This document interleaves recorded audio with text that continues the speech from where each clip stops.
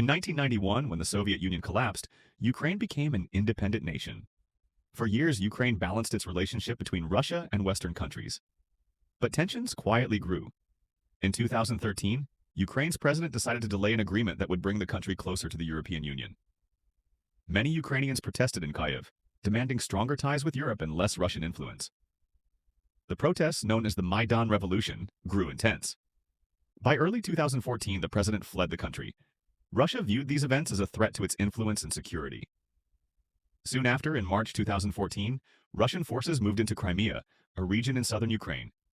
A controversial referendum followed, and Russia annexed Crimea. Ukraine and much of the world called it illegal. Meanwhile, conflict broke out in eastern Ukraine and the Donbas region. Armed groups supported by Russia fought against Ukrainian forces. For years, the fighting continued at a lower intensity, even as peace agreements were attempted. By late 2021, Russia had gathered large numbers of troops along Ukraine's borders. The world watched nervously. Russia demanded security guarantees, including a promise that Ukraine would never join NATO. Diplomatic talks failed. Then, in the early hours of February 24, 2022, explosions were heard across Ukraine. Russian forces launched a full-scale invasion by land, air, and sea. Cities like Kyiv, Kharkiv, and Mariupol were attacked. Millions of civilians fled their homes, and the conflict became the largest war in Europe since World War II.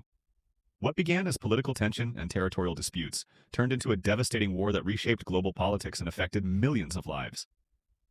If you enjoyed this story, don't forget to like this video, subscribe to the channel, and turn on notifications so you never miss our next historical story.